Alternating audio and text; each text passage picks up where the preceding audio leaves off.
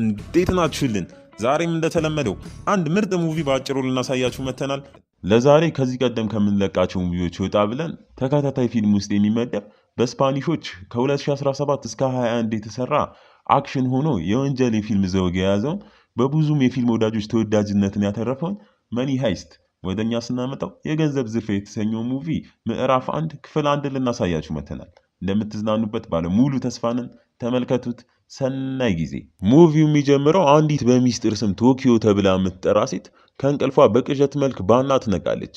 ግን የቀሰቀ ሰዓት የነበረው ቲቪ ላይ የተከፈተው ዜና ሲሆን በዛው ስለ ራሷ መተረክ ትጀምራለች። ስሟም ቶኪዮ ተብሎ እንደሚጠራ፣ አሁን ቲቪ ላይ እያየናት ያለችው ተፈላጊ ሴት ተብሎ እየተዘገበ ያለው እሷ እንደሆነች እና ከፍቅረኛዋ ጋር እስከዛሬ የተሳኩ 15 ዘረፋዎችን እንዳደረጉ በስተመጨረሻ ግን ፍቅረኛዋን በፖሊሶች ተገሎ ስለተነጠቀች እሷን በንዴት እዛ የነበረን አንድን ፖሊስ ገላ ይኸው ከፖሊስ ራሷን ከደበቀች 11 ቀናት ሆኗታል። ድንገት ራሱ ከተያዘች የሚፈረድባት ከ30 ዓመት ያላነሰ እስር ስለሆነ በየጊዜው የምትደበቅበትን እየቀያየረች ጊዜዋን ታራዝማለች። አንድ ቀንም የሚሆነው አይታወቅም ብላ ለናፈቀቻት እናቷም ደውላ በህይወት እንዳለች እና በጣም እንደናፈቀቻት በተጨማሪም ዜና ላይ ስለ እሷ የሚወራው ሁሉ እውነት እንደሆነ በስልክ እየነገረቻት እናቷም እኔም ስለናፈኩሽ ማንም ሳያቅ እንገናኝ ብላት ቦታም ተነጋግረው ይቃጠሩና ስልኩ ይዘጋል። እሷም ስልኩን ዘግታ ጉዞዋን ወደ እናቷ እያደረገች በአንድ ደከም ባለች መኪና ውስጥ ፕሮፌሰር ተብሎ የሚጠራ ሰው እንድታናግረው ይከተላታል። እሷም ላለማናገር ዘግተው ስትሄድ እሱም ከእናቷ ጋር አሁን በስልክ ካወራችው ወሬ መሃል አንዱን መርጦ ሲነግራት ትኩረቷን ይስበዋል። ቀጥላም በፍጥነት መኪና ውስጥ ገብታ ብልቱም ላይ ሽጉጥ ደቅናበት ፖሊስ እንደሆነና ለምን እየተከተላት እንደሆነ ትጠይቋለች። ፕሮፌሰሩም ተደናግጦ ይህ ሁላ ላንቺ ነው፣ ከእናትሽ ጋር የተቃጠርሽበት ቦታ ሙሉ ለሙሉ በፖሊሶች ተከቦ አንቺን በመጠባበቅ ላይ ናቸው እያላት መረጃውንም እንድታምነው በራሱ ካሜራ ያነሳውን ፎቶ አውጥቶ ያሳያታል። እሷም በምታየው ነገር ተደናግጣ ፕሮፌሰሩም እዛ ከሄድሽ ቀጥታ አሳስረው ወደ እስር ቤት ይወረውሩሻል፣ ግን እኔ ለአንቺ ታሪክ የምትሰሪበት አሪፍ ስራ አለኝ እያላት ስራውም በታሪክ ተደርጎ የማያውቅ እንደሷ አይነት ሰዎችም የሚያስፈልጉበት እናም በደንብ የተጠና ወደ 2.5 ቢሊዮን ዩሮ የሚጠጋም የሚሰርቁበት የባንክ ዝርፊያ ላይ እንድትቀላቀላቸው ይጋብዛታል። እሷም እዛው የፕሮፌሰሩን ግብዣ አስባበት እንዲሁም ከዚህ በኋላ ዜና ላይ ምስሌ ከወጣ አይቀር በታሪክ ተደርጎ የማያውቅ ዝርፊያ አርጋ ተብሎ ቢወጣ ይሻላል ብላ በፕሮፌሰሩ ሀሳብ ተስማማለች።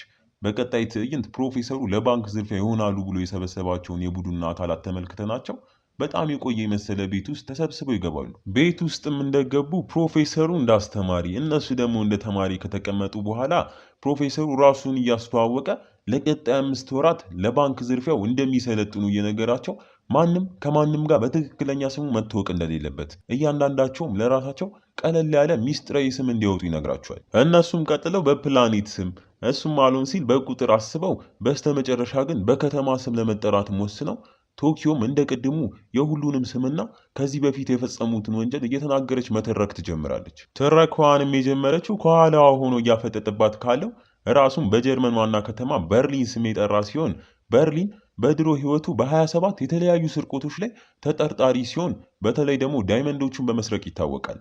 የእነዚህም እነሱም የተጠሩበት ዘረፋ ላይ መሪ ሆኖ እንዲመራ ኃላፊነት ተሰጥቶታል። ቀጥላም ከጎኑ የተቀመጠውን እድሜው ገፋ ወዳለው በራሻ ዋና ከተማ ስም ራሱን የጠራው ሞስኮ ድሮ በአንድ ማዕድን አውጪ ካምፓኒ ውስጥ ይሰራ የነበረ ቢሆንም በአንድ ወቅት ግን ከማዕድኑ አልፎ ውስጥ ለውስጥን በመቆፈር ዘረፋዎችንን ፈጽሞ በዛም ምክንያት እስከ መታሰር ደርሷል። ከሞስኮም በኋላ የተቀመጠው የገዛ የራሱ ልጅ የሆነው በአሜሪካ ከምትገኘው አንዷ ከተማ የሆነችው ዴንቨር ስም የተጠራ ሲሆን ዴንቨር በተደጋጋሚ በትናንሽ ስርቆቶች ብዙ ጊዜ የታሰረ እንዲሁም ሐሺሽ በተጨማሪም የመጠጥ ቤቶች ጸብ ላይ ቀዳሚ ተጠሪ ነው። ቶኪዮም ቀጥላ የምትወደውና ደካማ ጎኔ ነው የምትለውን ልጅ በብራዚል ዋና ከተማም ስም ራሱን የሚጠራውን ሪዮን ታስተዋውቀናለች።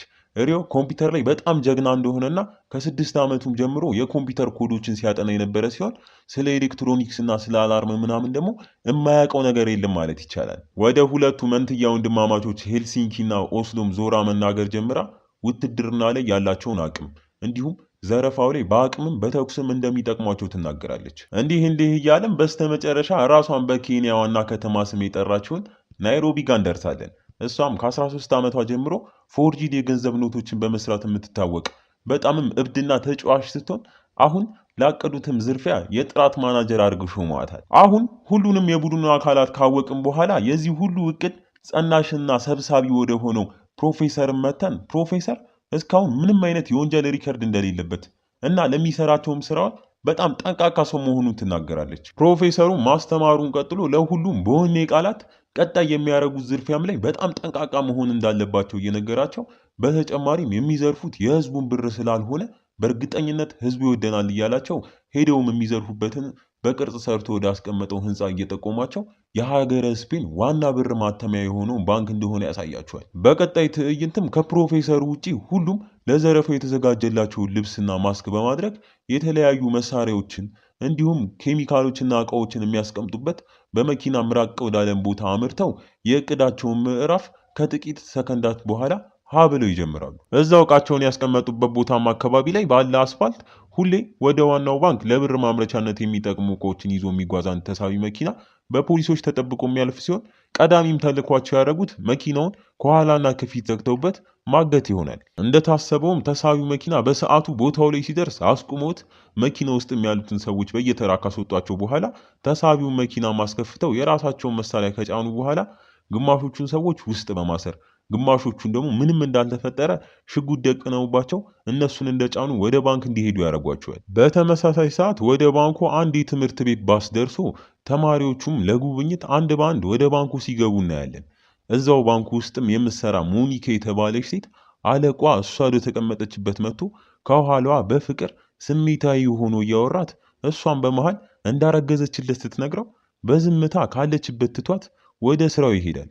እሷን በንዴት ወደ እሱ አምርታ ምን እንደሚዘጋው ስትጠይቀው አለቃዋም አሁን መናገር ጀምሮ ምን እንድልሽ ፈልገሽ ነው እያላት ሚስትና 3 ልጆቹን ትቶ ከእሷ ጋር መሆን እንደማይችልም ሲነግራት ሞኒካ እንባ ባዘሉ አይኖቿ እሷ የምር የሚያፈቅራት መስሏት እንደነበር እየነገረችው ትታው ልትሄድ ስትል ተከትሏትም ሊያስረዳት ሲሞክር እዛው ከተሳቢው መኪና ጋር አብረው የገቡትን ነበርኔል ያሉበትን ቦታ ደርሰው ዘራፊዎቹም ወደ ላይ እየተኮሱ ሁሉንም የእነሱን ትዕዛዝ እንዲቀበሉ ያዟቸዋል። በዋናው በር በኩል ደግሞ ሪዮ በኮምፒውተሩ ቶኪዮና ናይሮቢ ሽጉጣቸውን ይዘው ሲገቡ አላርሙ እንዳይጮህባቸው ካረገላቸው በኋላ እነሱም በፊት በኩል ገብተው ያሉትን ጠባቂዎች እያስፈራሯቸው ባንክ ውስጥ የሚሰሩትን እንዲሁም ቅድም ከባሱ ወርደው ወደ ባንኩ የገቡትን ተማሪዎች ሳይቀር አንድ ላይም ሰብስበዋቸው አንድ ቦታ ያደርጓቸዋል። ይህ ሁላ ሲሆን ፕሮፌሰሩ ከነ ኮምፒውተሩ አንድ ሚስጥራዊ ቦታ ሆኖ ከሪዮም ጋር እየተነጋገረ ሪዮም ባንክ ውስጥ እንደገባ ወዲያው ካሜራዎቹን እንዲሁም ሰርቨሮቹን ሁሉ በመጥለፍ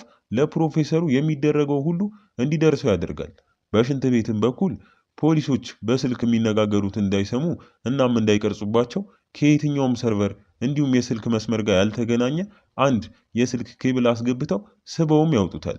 በቀጣይም ቶኪዮ ከተማሪዎቹ መሃል እነሱ የሚፈልጓት ተማሪ እንደሌለች ለፕሮፌሰሩ ጆሮዋ ላይ ባረገችው መነጋገሪያም ተናግራ ልጅቷን መፈለግ ትጀምራለች። ልጅቷም ኤዲሰን ስትባል ፕሮፌሰር ተደብቆ ከሚነጋገርበት ሚስጥር ቦታ ውስጥ ግድግዳ ላይ የተሰቀለውን የእሷን ፎቶ በመመልከት የእቅዳቸው አካል እንደሆነች እንረዳለን። በስተመጨረሻም ሁሉም ዘራፊዎች ውስጥ እንደገቡ ሪዮ የባንኩን ዋናና ትልቁን በር ይዘጓል። በሌላ በኩል ደግሞ የጠፋችው ተማሪ ኤዲሰን የዛውኑ ቀን ከተዋወቀችውና ፍቅር ከጀመረችው ቦይፍሬንዷ ጋር ሽንት ቤት ውስጥም እየተሳሳሙ ልጁ የመጀመሪያ ቀናችንን ማስታወሻ ፎቶ እንነሳ ብሏት ሳታስበው ጡት ማሳሻውንም አውልቆባት ካነሳትም በኋላ ኢንተርኔት ላይ ፖስት ሊያደርገው ሲሞክር እሷም ስትታገለው በመሃል ስትፈልጋት የነበረችው ቶኪዮ ያሉበት ቦታ ደርሳ ሁለቱንም ወደ ተሰበሰቡት ህዝቦች ይዛቸው ትሄዳለች። እዛም እንደደረሱ ለሁሉም ታጋቾች የአይን ማስክ ካረጉላቸው በኋላ የራሳቸውንም የፊት ማስክ በማውለቅ በርሊንም ራሱን እያስተዋወቀ ምንም እንዳይፈሩና እነሱን ከተባበሯቸው መልሰን እኛም እንተባበራቸዋለን እያላቸው ሪዮና ዴንቨር ደግሞ አይናቸውን የተከለሉትን ታጋቾች አንድ ባንድ የስልካቸውን ፒን ቁጥር እየተቀበሉ ስማቸውንም እየጠየቁ ይመዘግባሉ። በቀጣይም እዛው ባንክ ውስጥ ዴንቨርና አባቱ ሞስኮ ትልቁን ባንክ ውስጥ ያለውን የብር ካዝና በተሳካ ሁኔታ ከፍተውት እንደገቡ ዴንቨር በሚያየው ነገር እየተደሳሰተ ብሩም ላይ ተኝቶ አባቱን ምን ያህል ትልቅና ሀብታም እንደሆኑ ሲነግረው አባትየውን በንዴት እነሱ ትንሽ እንደሆኑና ይህ ሁሉ የሚሆነው ከኋላቸው በጥልቀት የሚያስቡ ፕሮፌሰሩ ስላለ ነው እንጂ እኛ ብንሆን ድሮ ነበር የምንታሰረው እያለው የታዘዙትን እንዲፈጽም ይነግረዋል። ሪዮና ቶኪዮም ከታጋቾቹ የተሰበሰቡትን ስልኮች እንዳለ ካጠፏቸው በኋላ ሚስጥር ቁጥራቸውን በመጻፍ ግድግዳ ላይ በትክክል ይሰቅሏቸዋል። አሁን ምንም አይነት የስልክ ጥሪ ወደ ባንኩም አይገባም፣ ከገባም ቅድም በሽንት ቤቱ በኩል ባስገቡት የስልክ ኬብል ብቻ ነው የሚሆነው። ወደ ኋላም ትዕይንት በትውስታ መልክ ተመልሰን ከዝርፊያው አንድ ቀን በፊት ፕሮፌሰር ያዘጋጀላቸው ትልቅ ቤት ውስጥ ሁሉም በየክፍላቸው ውስጥ በነበሩበት ሰዓት ሪዮም ሳይታይ ወደ ቶኪዮ ክፍል ሄዶ ነገም የዝርፊያው ቀን ስለሆነ የሚፈጠረውም ስለማይታወቅ እና እኔና አንቺም በዚህ አጭር ጊዜ ውስጥ በጣም እየተዋደድን ስለመጣም ብሎ ምንም ያህል ፕሮፌሰሩ ትክክለኛ ስማችሁን አትናገሩ እንዲሁም ፍቅር አትጀምሩ ቢልም እሱ ግን ስሙ የተጻፈበትን የአንገት ሐብል እየወጣ እንደ ስጦታም እየሰጣት እንደሚወዳት ሲነግራት ቶኪዮም አይሆንም ትለዋለች። ሪዮም አይሆንም ስላለችው ምንም ያህል እየከፋው ቢሆንም ከክፍሏም ወጥቶ ሊሄድ ሲል ብድግ ብላም ልታስረዳው ስትሞክር እዛው መሳሳም ጀምረው ጭራሽ ሊተዉት የነበረውን ፍቅራቸውን ያድሱታል። ወደ አሁንም ጊዜ ተመልሰን ይህ ሁላ ከሆነ በኋላ ቀጣይ የፕሮፌሰሩ እቅድ መተግበር ይጀምራል። እቅዱም እነ ዴንቨር ከካዝና ውስጥ ያወጡትን ብር በሻንጣን በመያዝ ወደ ዋናው በር ሲቃረቡ ሪዮም ቅድም ያጠፋውን አላርም በማብራት ፖሊስም አላርሙ እንደበራ ሲያቅ ወደ ዋናው በር እየተቃረበ ሲመጣ ትልቁን በር ወለል አድርገው በመክፈት ልክ እንደ ተራ ሌባ ሻንጣ ውስጥ ያለውን ብር በመያዝ እየመጡ ያሉት ፖሊሶች ላይም አንድ ሁለቴ በመተኮስ ማንም ሳይጎዳ መሄጃ እንዳጣች አይጥ ለፖሊሶቹ በማስመሰል ወደ ባንኩ ውስጥ ይመለሳሉ። ይህ ነበር እቅዱ።